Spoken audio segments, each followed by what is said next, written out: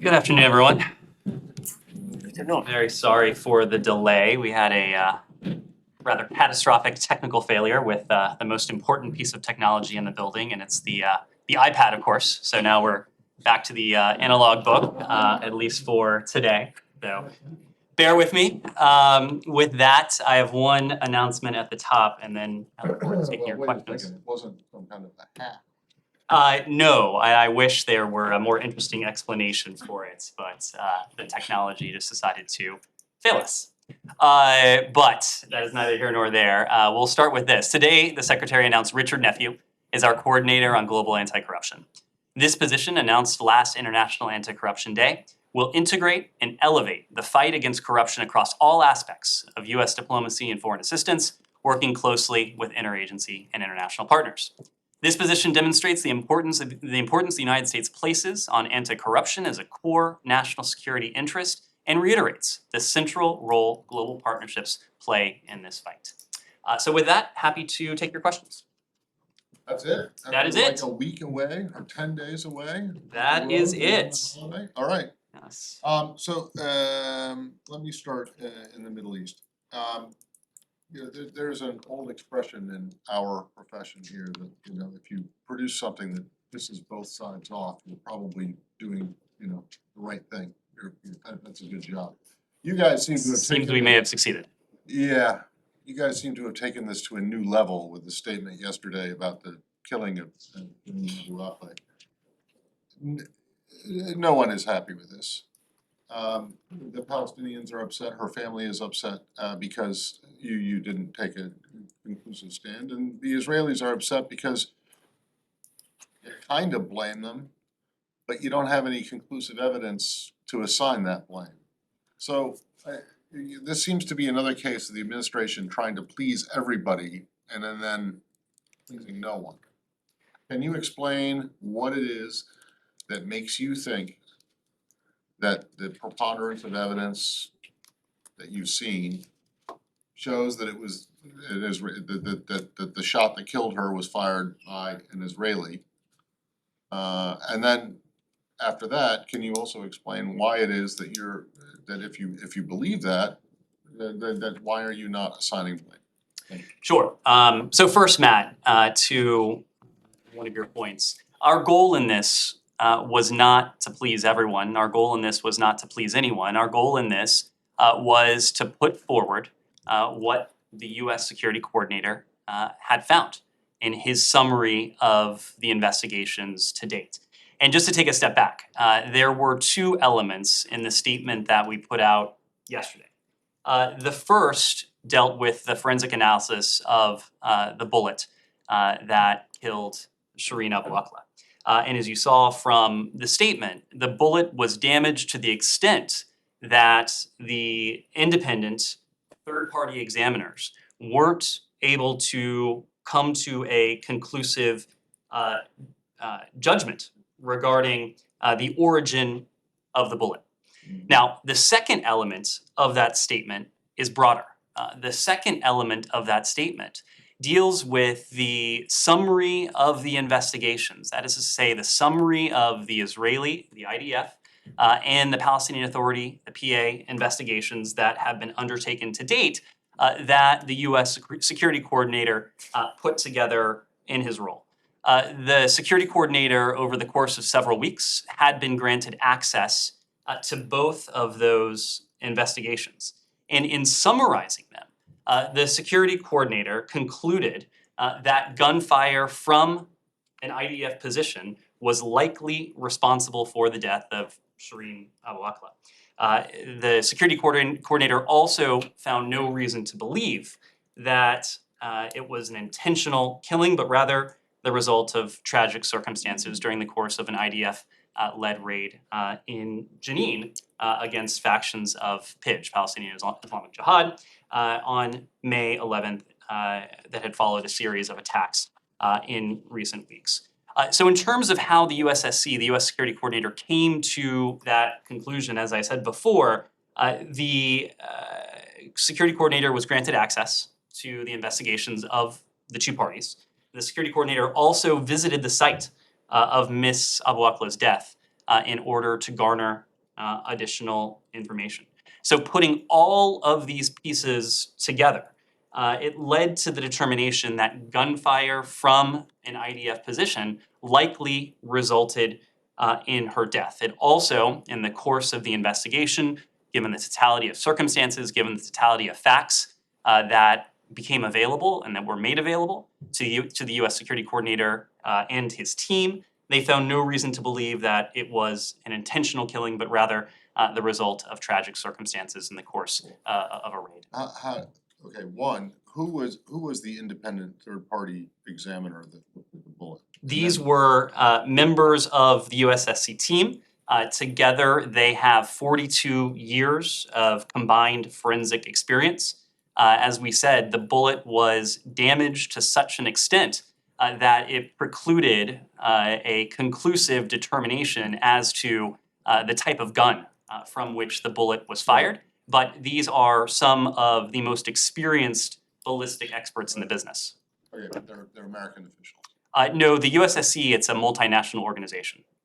Okay, so can you be a little bit more specific? Well, I don't want to bring in specific countries, but the USSC, it's a multinational organization. It includes several of our close NATO allies. And so we brought in, as part of that team, 2 officials from that multinational team with extensive, as I said before, 42 years of combined forensic experience. Okay, and then how did they come to a determination that they could not conclude that there was intent or a lack of intent? And how did they come to a conclusion that it was, I mean, they basically didn't come to any conclusion.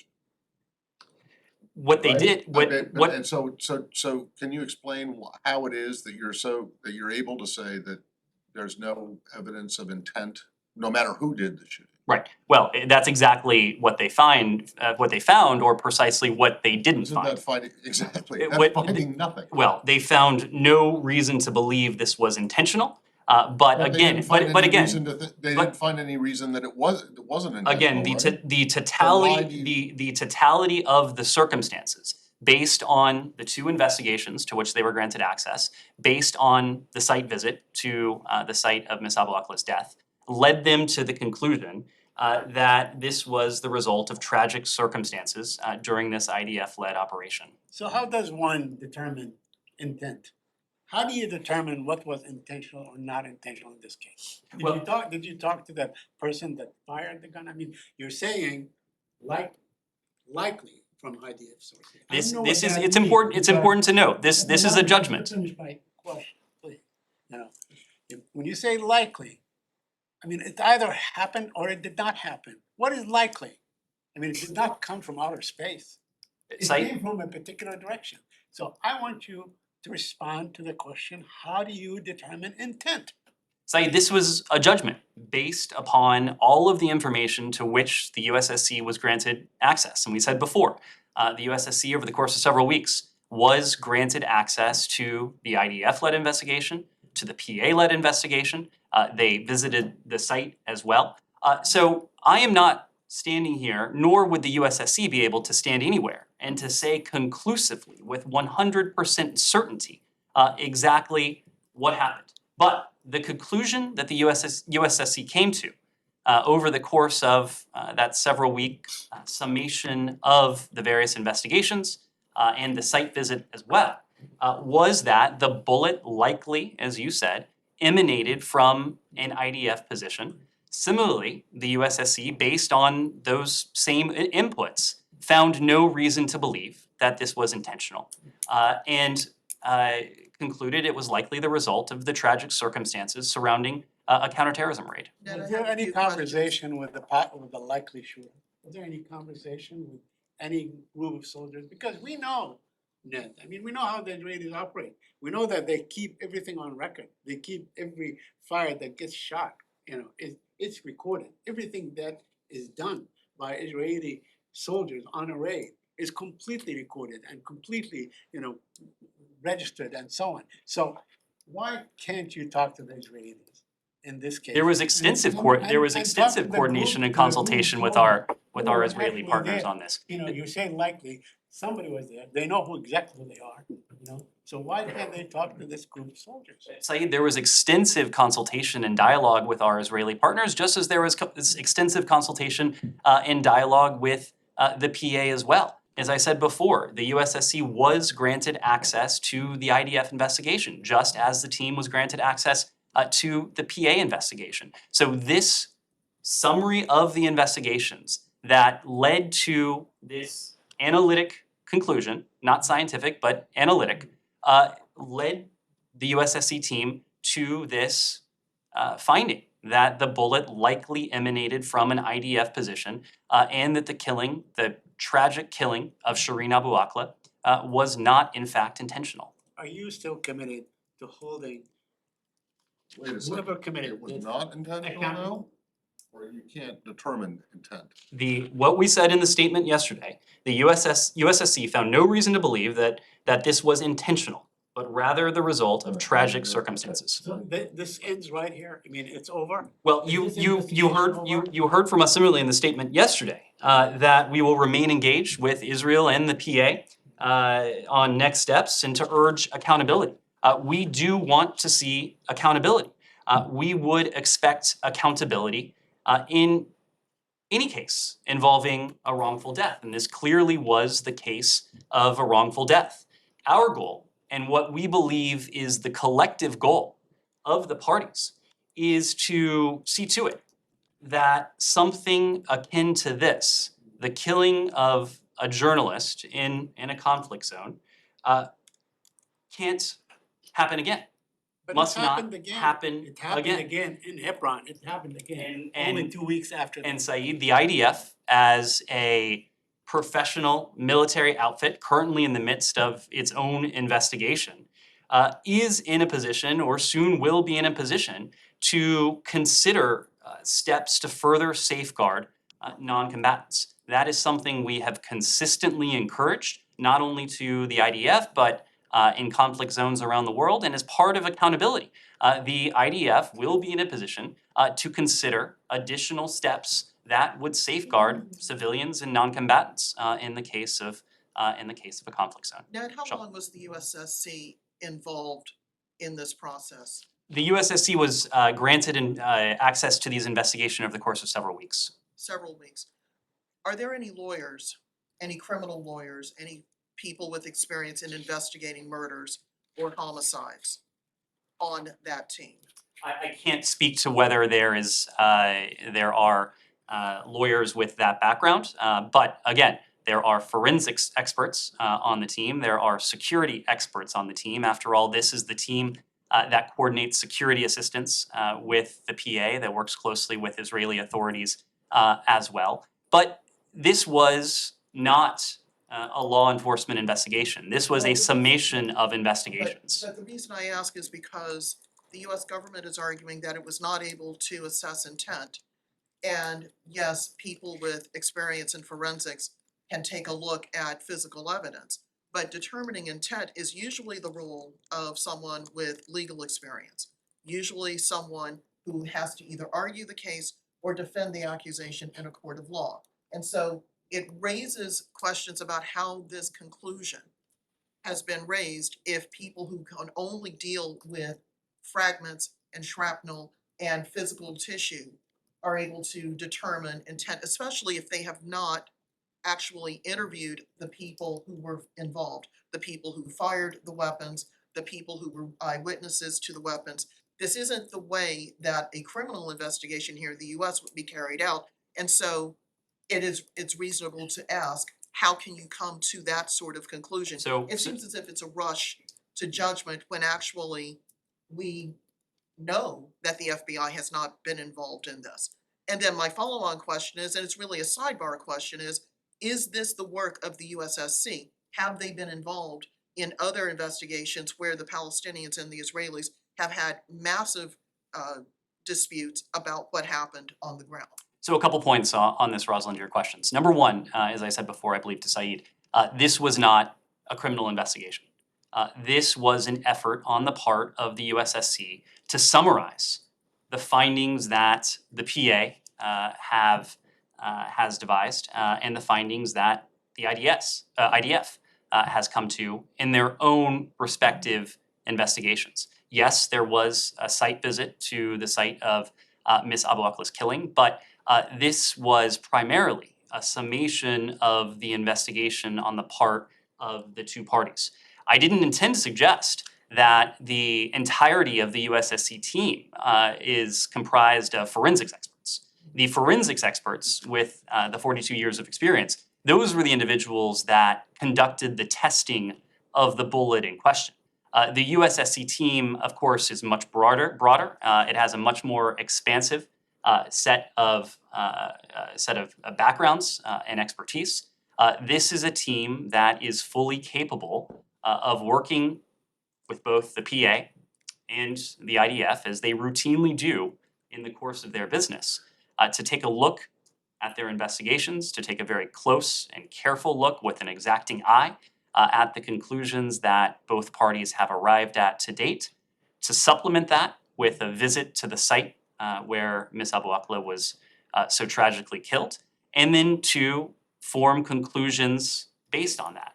Now, these are analytic conclusions. Again, that is why we have caveats in there. Likely fired from an IDF position. No evidence to suggest this was intentional. So we need to be clear about what this was and what this wasn't. But the USSC is confident in its findings, and we have confidence in turn in the USSC. The family, though, is very displeased with what the State Department is saying about the killing of their loved one. How does this government respond to the family of a US citizen that they don't have all the answers, that they believe that there's much more to be known about how she was killed, and that they are asking for justice for her killing? Well, we continue to urge both the Israeli investigators and the Palestinian investigators to bridge their investigations. You may recall prior to this past weekend, we had been calling publicly for the IDF and the PA to bridge their respective investigations, because it was our belief that by doing so would provide both sides with the clearest indication and the clearest route to accountability. We will continue to work both with Israeli investigators, with the PA as well, to continue to encourage them to bridge this investigation, because yes, as we said in our statement, we do want to see accountability. We would want to see accountability in any case of a wrongful death. That would especially, and is especially, the case in the wrongful death of an American citizen, as was Shireen Abu Akleh. So we will continue working with the two parties to see to it that they continue to the best of their willingness and ability to bridge their investigative efforts, and in the aftermath of that, to consider steps that would render a degree of accountability. And we believe it is in the interests of all of the parties, Israelis as well as Palestinians, to put in place steps that further safeguard civilian and non-combatant life. And one more from me. Have US officials in Israel been in touch with her family? It seems as if they were blindsided by this announcement yesterday. Senior American officials have been in close touch with the Abu Akleh family. Have they been in touch since the investigation, since these conclusions were reached? We have been in close touch, including in very recent days. Can I ask one more about the bullet? The Palestinians said that they handed it over to the US with the understanding it wouldn't be given to the Israelis. The IDF says that they actually did forensic research on the bullet, that it was in an Israeli laboratory. Do you think this is consistent? Does the United States believe that it's that the deal was true to its word in terms of the United States handling it and not the Israelis handling it? We believe both parties operated in good faith, and just to be clear about this, the examination was conducted by two members of the USSC. These were the two forensics experts with a combined 42 years of experience. Local experts, whether they were Israeli or Palestinian, did not conduct USSC's examination of the bullet. The USSC had full custody of the bullet from the moment it was provided by the PA to the USSC until the moment it was returned by the USSC to the PA. Okay, so the Israelis, when they're talking about doing research, that is simultaneous to what the USSC was doing. I couldn't speak to what they intended to say, but I can tell you that no other party had possession of this bullet during the And examination, it was returned to the PA. and it was returned to the PA. Can I have a couple more questions on the Palestinian issue? Very quickly, on the E1. I understand that the Israelis put it off till September. Have you pressured the Israelis to put off the expansion of the E1 settlement? We have consistently spoken to both sides to encourage them not to take steps that would exacerbate tensions, and that in the case of something like this would put a two-state solution further out of reach. That's been a consistent message since the start of this administration. Can I just- The last one, because I promised the family. 2 years ago, 22nd of June, a young cousin of mine was killed by the Israelis. They still hold his body. I don't want to go into who was at fault and so on and all these things. Why in God's name will they continue to hold corpses and not allow for a decent burial? Do you believe that the Israelis ought to free those corpses and give them to the family? There are many of them, so they can have decent burial. Saeed, it's very difficult for me, and I'm aware of this case. Ahmed Erica. I'm aware of the case. I know you've raised it before. It is difficult for me to speak to specific cases, but you have also heard from us, including in the context of Shireen Abu Akleh, that we believe that families of the deceased should be in a position to mourn in peace and in dignity, and to do so in a way that respects the tragic ordeal that they have endured. Can I just follow up on one moment, sorry? When you mentioned accountability, the statement that you had yesterday, there should be accountability. Do you think the Israelis should have a criminal prosecution into this? The Israelis say they're investigating it, should it be criminally prosecuted? We are not going to be prescriptive about this. Again, it was the considered judgment of the USSC that this was not intentional, and nothing to suggest that this was anything more than the tragic result of a counterterrorism operation in which a non-combatant, in this case, an American-Palestinian journalist, was killed. At the same time, we do want to see accountability. The IDF is in the midst of its own investigation.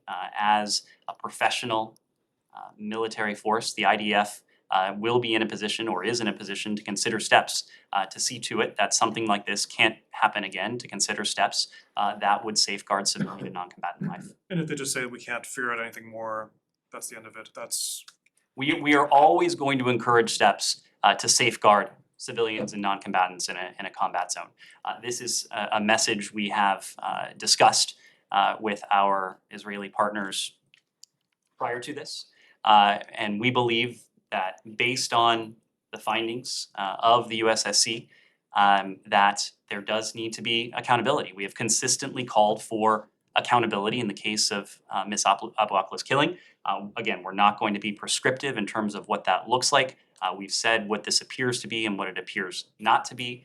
But regardless, we believe there needs to be accountability to see to it that something like this does not happen again.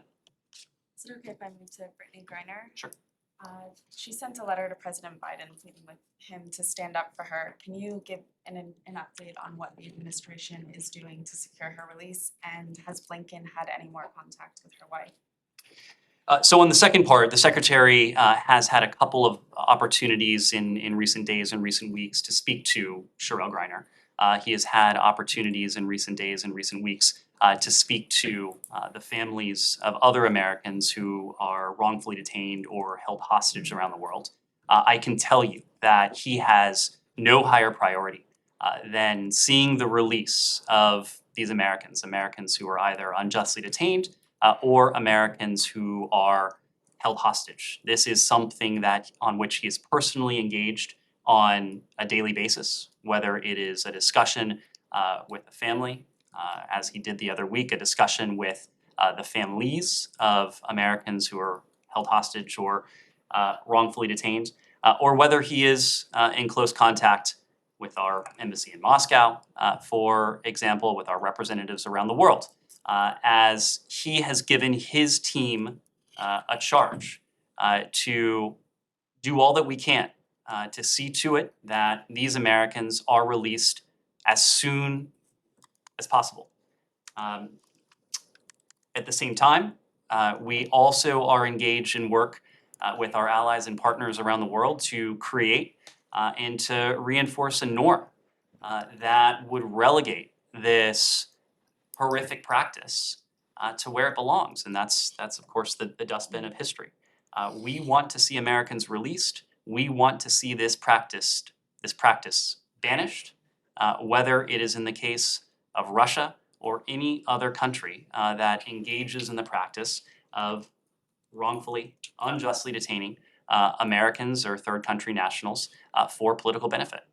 Has Blinken spoken to Sherrell Griner since June 22nd? They spoke, they had an opportunity to speak last month. And we acknowledged that at the time.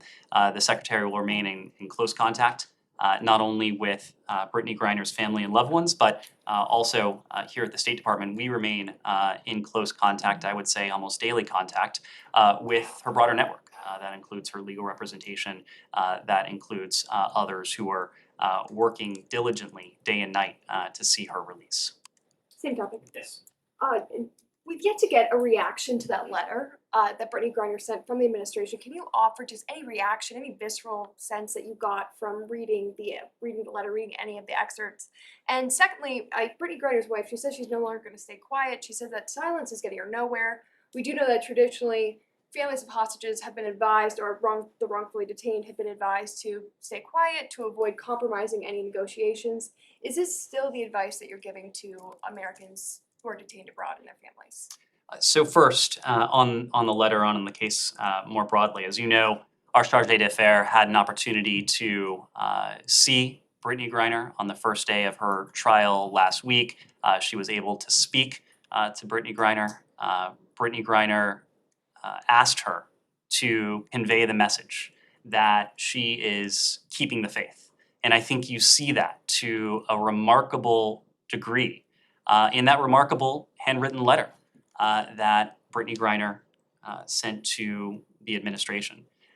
Brittany Griner, Paul Whelan, Americans around the world who are held hostage or unjustly detained, they are always on our thoughts. They are always weighing on everything it is that we do. We regularly engage with families. We regularly engage with the representation of those who are wrongfully detained or held hostage. But I think all of you can understand at the same time that while we update families and certainly in broad strokes on our efforts, it's not something that we are in a position to speak to publicly in any detail. And I point to the case of Trevor Reed. I was often asked from this podium about updates for Trevor Reed's case, and I have said things very similar to what I just said about Brittany Griner and to Paul Whelan. Of course, we were able to find a way to secure Trevor Reed's release, and we were able to do so, I would say, in large part because we were discreet about what we were doing at the time. We do not want to do anything, we do not want to say anything that would potentially jeopardize the chances of seeing an American released, or that would delay by a single day, a single hour, or a single minute the safe return of an American to her, his family and loved ones back here in the United States. Just a quick follow-up on that. Just to be clear, the secretary and the president, neither of them have had a conversation with Sherrell Griner since this letter was received by the administration. Is that right? I believe the letter was just received yesterday or Yeah, I'm overnight. just making sure. Understood. Okay. And I can't speak for the White House, but of course, when it comes to the State Department, we do engage regularly, if not daily, with Brittany Griner, her loved ones and her networks as well. And just one more question. The coach of the Phoenix Mercury, who's that's the team that Brittany was playing on here, made a comment just yesterday saying if it was LeBron, he'd be home, right? It's a statement about the value of women. It's a statement about the value of a Black person. It's a statement about the value of a gay person, all of those. We know it, and that's what hurts a little more. What is your response to that? Just the fact that the administration, the State Department handles so many cases abroad, do you think that this situation is unique because of who Brittany Griner is? Well, as you said, and as the coach said, the hurt here is immense. The hurt here is profound. And I say that as someone who can't even begin to imagine what Sherelle Griner is going through, what Brittany Griner's coach, what her teammates are going through. All of those who love her, not only in this country but around the world, are going through. The same could be said for the family, the loved ones of Paul Whelan. The same could be said for the family, the loved ones of Americans who are wrongfully detained around the world. Now, of course, Brittany Griner was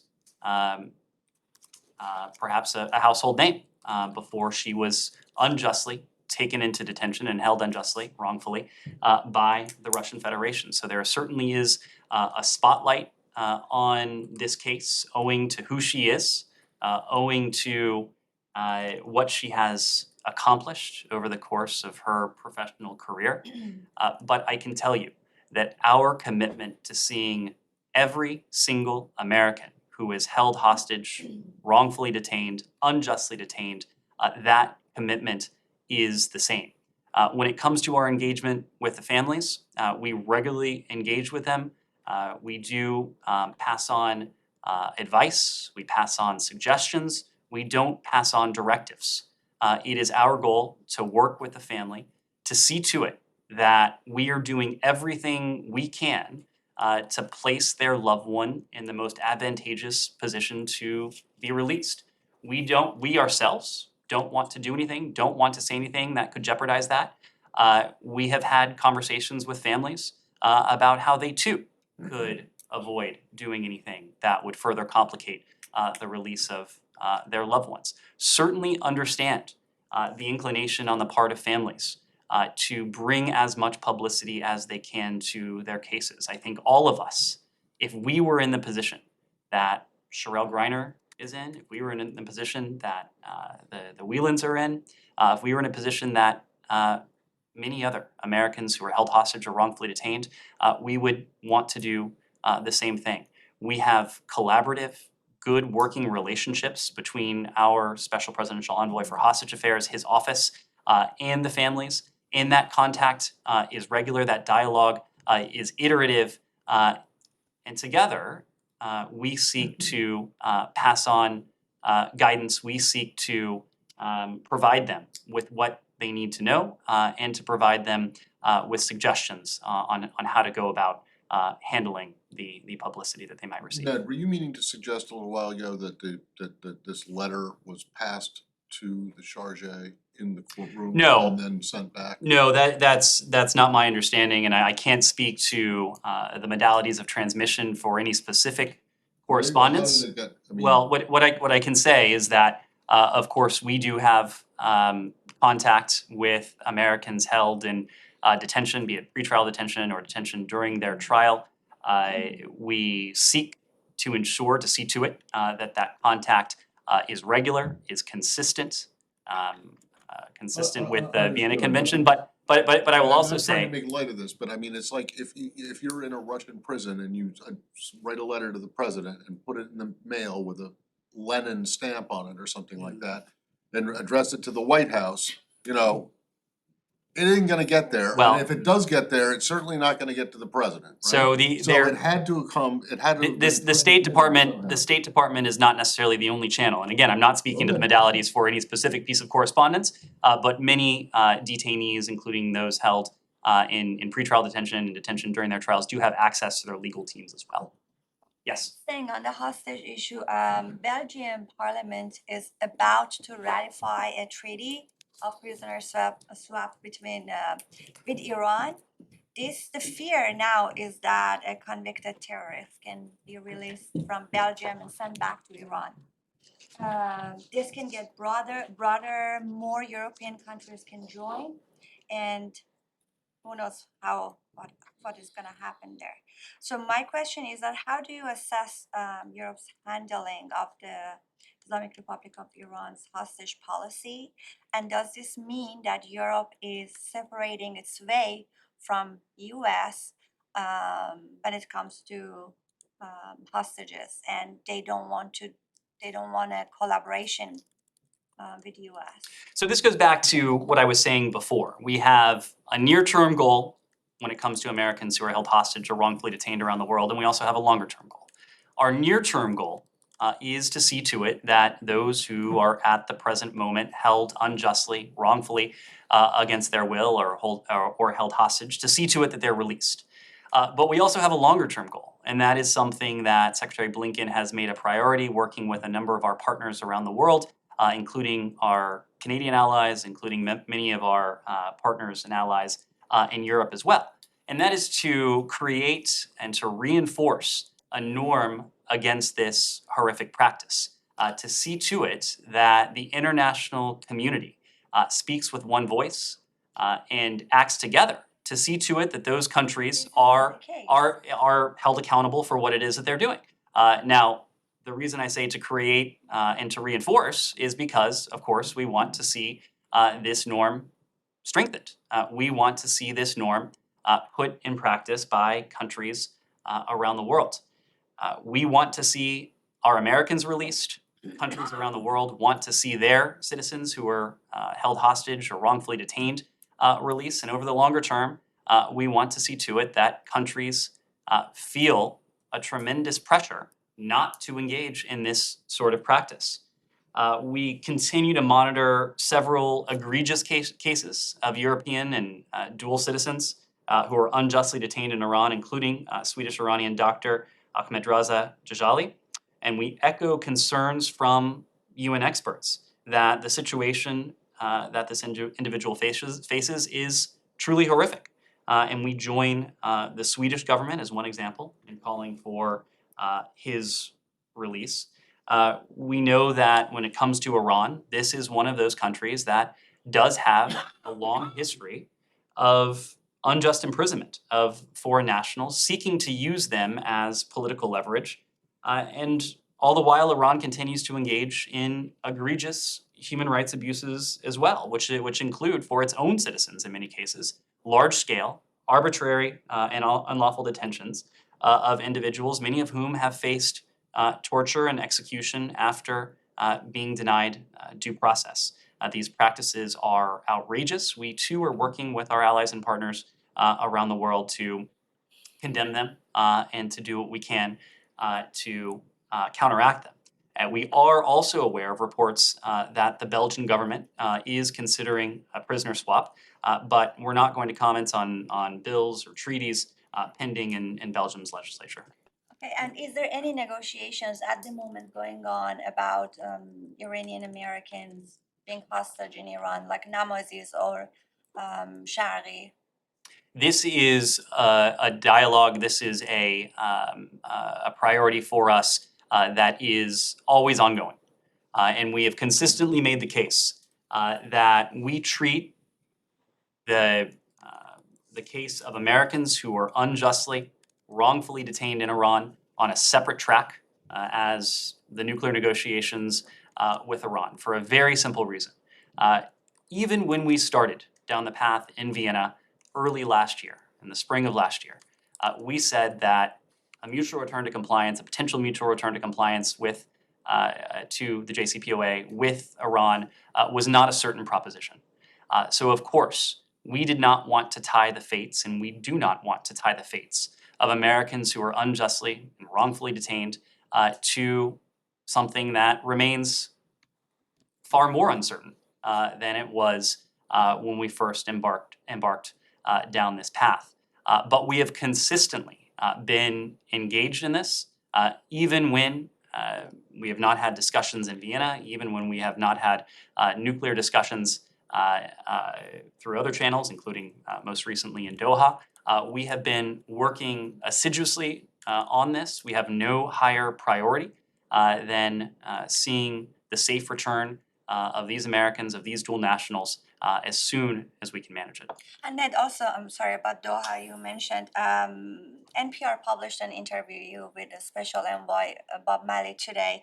in which he says that Iran introduced instead of new extraneous demands, and also he says now it's Iran's turn to give an answer. My question is that what are those new demands? Did we know about this before? What are they exactly? And what is this answer that America is waiting for? Is it related to NPT concerns? Is it related to Iran's regional activities? Is it related to ballistic missiles program? In what field? What are you looking for? The answer that not only the United States is waiting for, but also that our European allies are waiting for, is a decision on the part of the Iranian government to fully return to compliance with the JCPOA. It is not clear to us, based on what we have heard from the Iranians indirectly from our European allies, that they have made that political commitment. There has been a deal on the table that has been more or less finalized for several months now. This is a deal that was worked out in large part due to the concerted efforts of our European allies who have played the role of middleman, first in Vienna, most recently in Doha. But in recent weeks, in recent months, rather than make that commitment, that political commitment, to return to compliance with the JCPOA, Iran has consistently introduced extraneous demands, demands that, or issues that go beyond the four walls of the JCPOA. The JCPOA is about one thing, it's about one thing only, and that's Iran's nuclear program. To introduce anything that goes beyond the narrow confines of the JCPOA suggests a lack of seriousness, suggests a lack of commitment.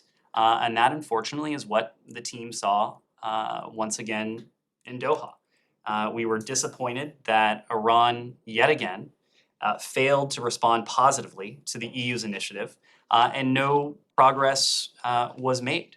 As you've heard, we are at a point where the lack of forward momentum, the lack of progress, is tantamount to backtracking. Time is of the essence. We have said that because this is not a deal that will be on the table indefinitely. It is a deal that will be on the table only as long as it is in our national security interests. And the fact is that since Iran distanced itself from the commitments it made with the JCPOA that was implemented in January 2016, Iran's program has galloped forward in ways that are wholly concerning to us. There is a deal on the table that would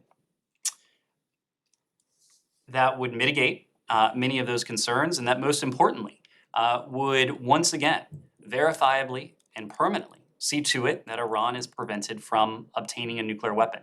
That is our goal. It is our goal because President Biden has made a commitment that Iran must not be allowed to acquire a nuclear weapon.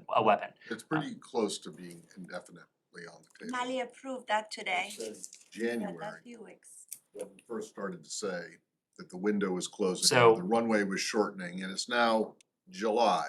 Yeah. So this will be a deal that we will pursue as long as it is in our national security interest. This is an assessment. Not indefinite is belied by the fact that you keep putting off a decision. What do the Iranians actually have to do for you to say, that's it, we're done? What do they It's have to do? It's Matt, it is the fact is that if they continue down the path they are on, But they've been we continuing down this path for the will last reach 7 months. we will reach a point where the non-proliferation benefits that the Well, I'm JCPOA not- affords are obviated by Okay. the I'm not advances that expecting Iran's you to nuclear say program has made. Exactly when that point is going to be, but can't you just look at this objectively, at least from the position of where we're sitting right here? You have been saying the same thing for the last 7 months, that the time is running out, this deal is not gonna be on the table indefinitely, and yet you keep stringing it out. And every single time you go back, like in Doha, it results in nothing, and you say you're disappointed, and you say the Iranians are raising, extraneous things. And they're moving the goalposts and you're not. Okay, well, there has to come a point, if you're gonna be taken seriously by them or anyone else, where you say enough is enough, so you realize that, right? Matt, what I can tell you is the reason it is difficult, the reason it is impossible for us to put a time frame on it is because this is not based on a political decision. It is not based on a temporal decision. It is based on a technical assessment. A technical assessment of the state of Iran's nuclear program versus the non-proliferation benefits that the JCPOA, at least the deal that's been on the table for several months now, would convey to us, would convey to our allies and partners.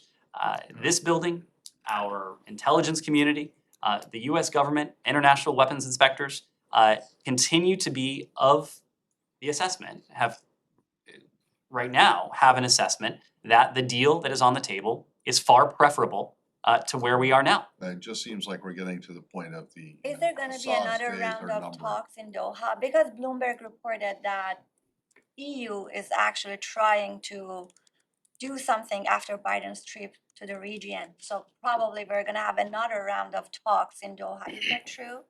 We are grateful for the EU for its efforts. There is not another round of talks currently on the books. We remain committed to exploring a mutual return to compliance with the JCPOA. We are committed to returning to compliance with the JCPOA if Iran makes that same commitment.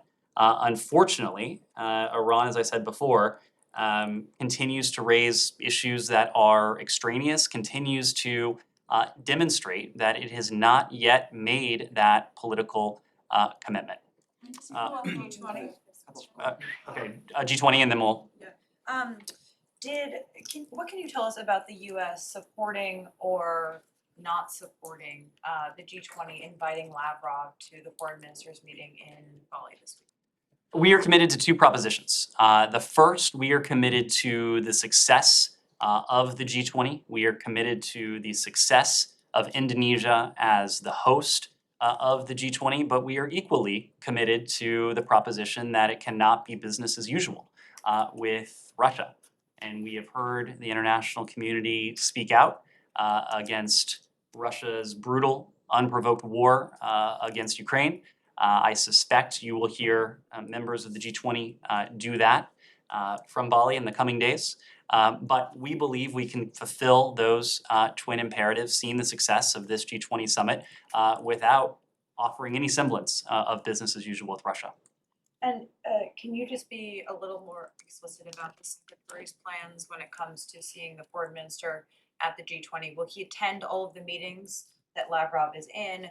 Will he leave the meetings where Lavrov makes remarks? What are your plans? The Secretary intends to engage fully in the G20. I'm not going to speak to any plans on the part of Foreign Minister Lavrov or any other ministerial level participant, but I can tell you the Secretary will be a full and active participant in the G20, which we see as a valuable forum. And again, we are committed to the success of this G20 and the success of Indonesia's stewardship of it.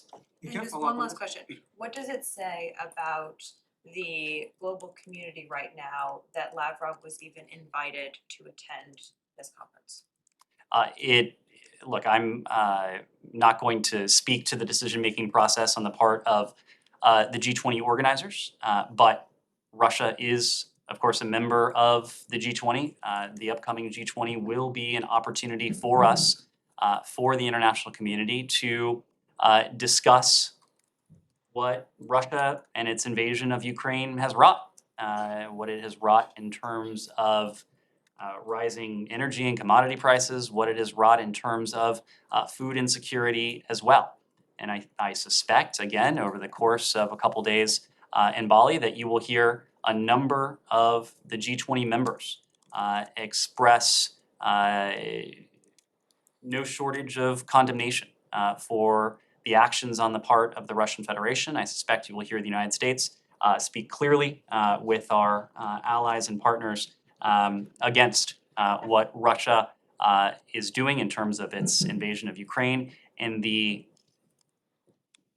disastrous implications it is having for countries around the world in terms of rising food, commodity prices, and other implications. Is there a formula to throw Let me move around. I know we're okay. Same topic. It's quite frankly, it's really hard to comprehend that the top diplomats of world leaders will allow themselves to be in the same room where, I'm not quote, but the secretary said, war criminal is gonna lecture them about what, like how to conduct war crimes and get away with it.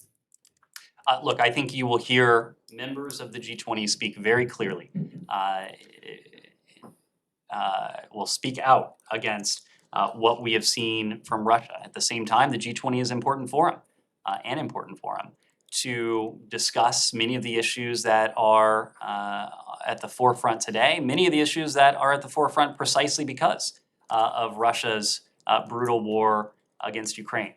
We believe that we need to continue to engage our allies and partners. There's one indispensable ingredient when it comes to the show of unity that the international community has mustered against Russia, and that is our engagement with partners and allies. That is that very strong international consensus that has emerged to condemn the actions of the Russian Federation and to stand with our partner Ukraine. Can you assure us that there will be no handshake, follow-up, or any meeting? I'm not in a position to walk through the choreography, but I would certainly not expect any meeting between Secretary Blinken and Foreign Minister Lavrov. Choreography, that means, are you expecting kabuki theater? Nazira. So on Russia, just very quickly, did you guys make any comment on the recent Russian advances in the Donbass region? We've said consistently that this would be. How do you read it? We've said consistently that this would be a conflict that would not be linear in terms of how it would play out. Right now, you are seeing Ukrainian and Russian forces trade territory in the Donbass. We have seen Russia make some incremental advances, but they have done so at a heavy cost in terms of personnel, a heavy cost in terms of their supplies as well. But what we do know is that this has already been a strategic failure for Russia. When this started on February 24th, Vladimir Putin went into Ukraine, we think with every intention of being the de facto leader of Ukraine within a matter of days, if not a matter of hours.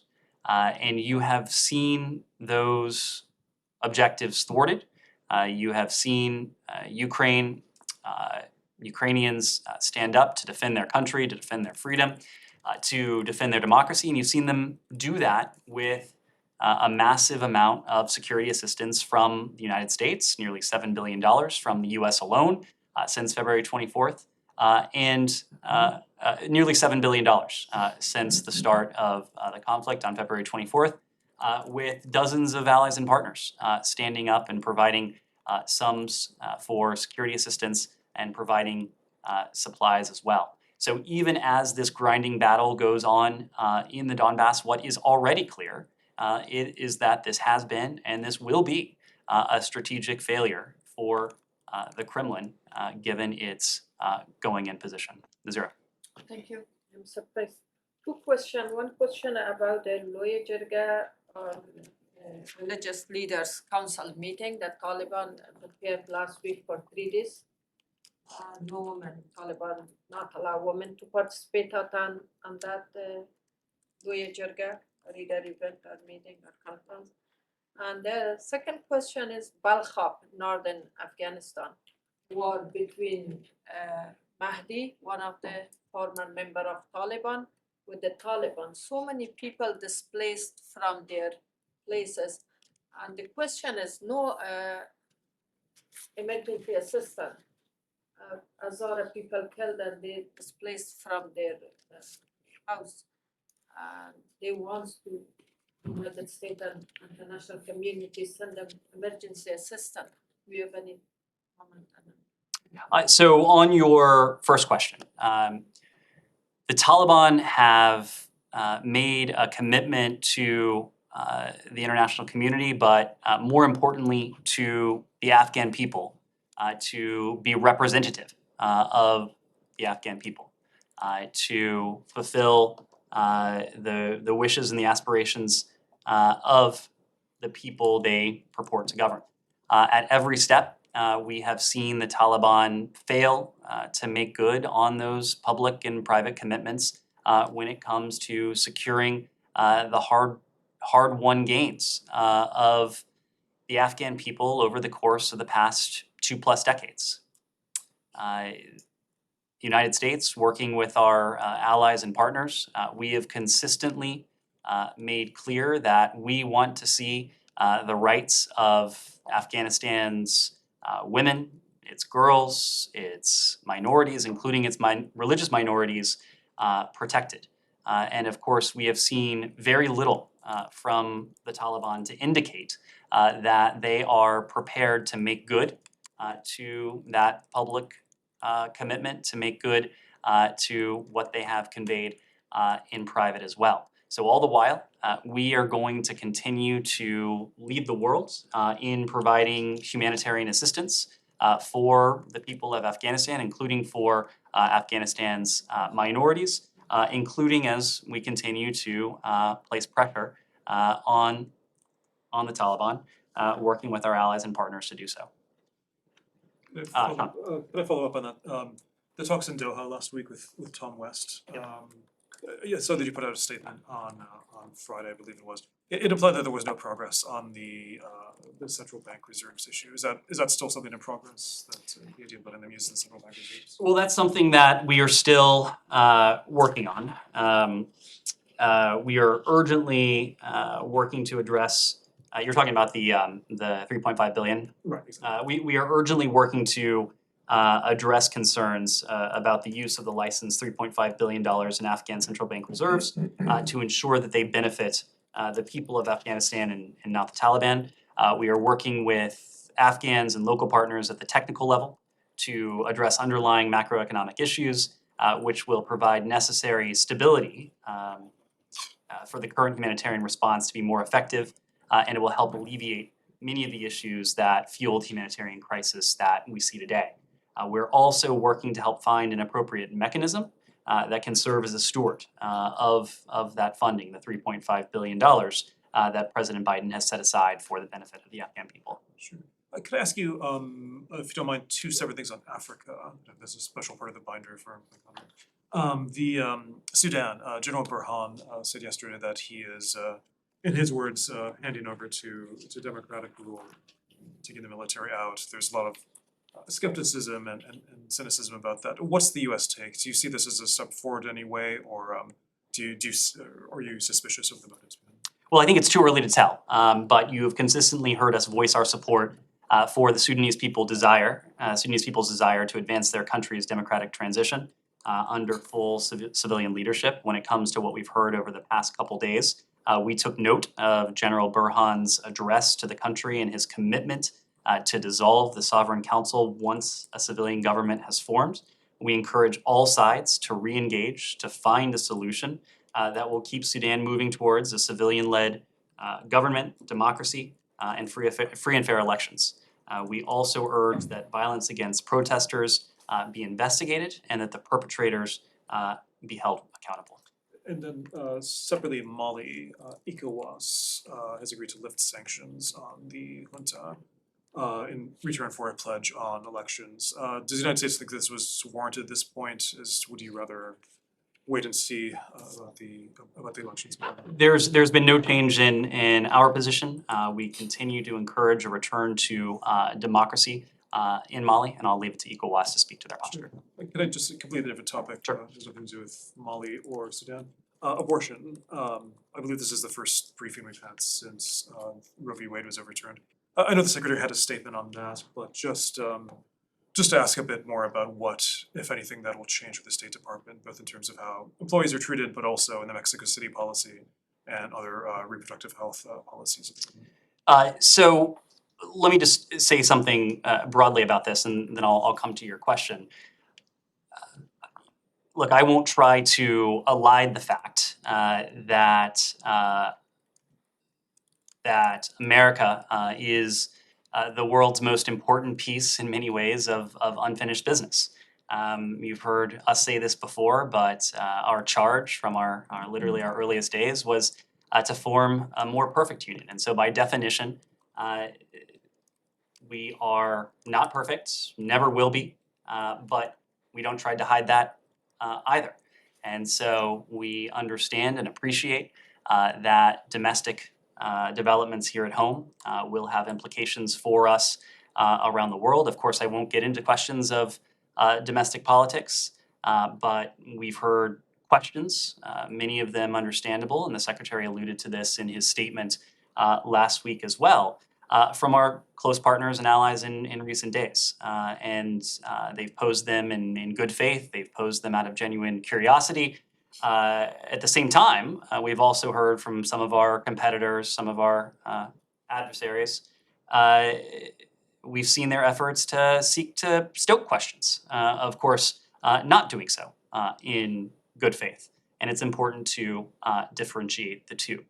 And so the way we look at this is that in the face of these good faith questions, it's incumbent upon us to provide answers and to do so in ways that are unmistakable to people around the world, including the many millions of people around the world who have come to see and still do see the United States as the last best hope, as the beacon on the hill. So what does that answer look like? Well, it is still the case that no country does more to support human rights and freedom around the world than the United States. It's still the case that no country does more to support the humanitarian needs of people around the world than the United States. It's still the case that no country does more to advance public health and stand up for sexual and reproductive health around the world than the United States. And no country does more to stand up for repression and illiberalism around the world than the United States. These are traditions that have transcended administrations because it's not about politics. It's very much written into our DNA as a country. When it comes to implications from the Supreme Court decision last week, it does not change the commitment on the part of this administration to advance and to protect sexual and reproductive health and rights at home and abroad. We remain fully committed to the long-standing U.S. goals of advancing global health and gender equity and equality, and this decision in no way changes our current programming overseas. We'll continue to provide assistance for global health, for gender equity and equality, and women's and girls' empowerment. We'll also continue to support evidence-based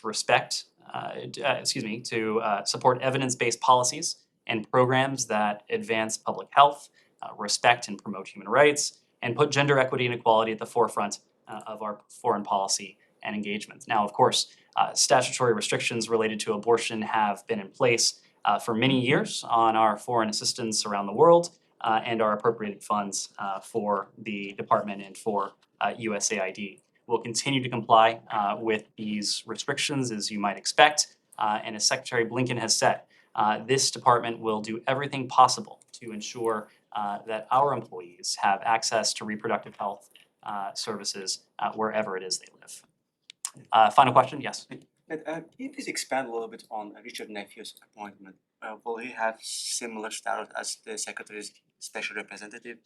And will he be able to come out with sanctions list against corrupt foreign officials, or will he have corruption index list? I think it's my way of asking, will he have enough tools in his toolkit to actually move the needle when it comes to global corruption issues? So Richard Nephew, as you know, was announced today as a coordinator on global anti-corruption. What that means is that he and his team will be charged with strengthening U.S. government alignment on our anti-corruption work and to work closely with international partners as well to advance our collective goals in the realm of anti-corruption. Part of this includes leading the Department of State's implementation of, you may recall, the first ever U.S. strategy on countering corruption, advancing our efforts through the Summit for Democracy. We're in the midst of the Year of Action right now. There are many strands of work that continue from the Summit for Democracy as we bring together all of those resources, some of which are at the State Department, but other tools, as you alluded to, through other parts of the executive branch, to advance the administration's anti-corruption and our broader democratic renewal agenda. Thank you. And my last question, if you don't mind. State Department sent out a diplomatic note on July 1st to the embassies, foreign embassies, asking them to refrain from, let's say, transnational repression cases. I can come up with so many cases. One of my colleagues asked about Iran earlier, Azerbaijan, Belarus, and others have been involved into this. Did you have any particular case in your mind in terms of timing? Why now? This has been an ongoing issue. And is there any response you have received? Thank you. This is a message that we have consistently conveyed to in capitals around the world, but also to embassies here in Washington. Transnational repression, extraterritorial repression, including the repression of dissidents in a place like the United States, and we've highlighted some of those cases, or I should say the Department of Justice has highlighted some of those cases.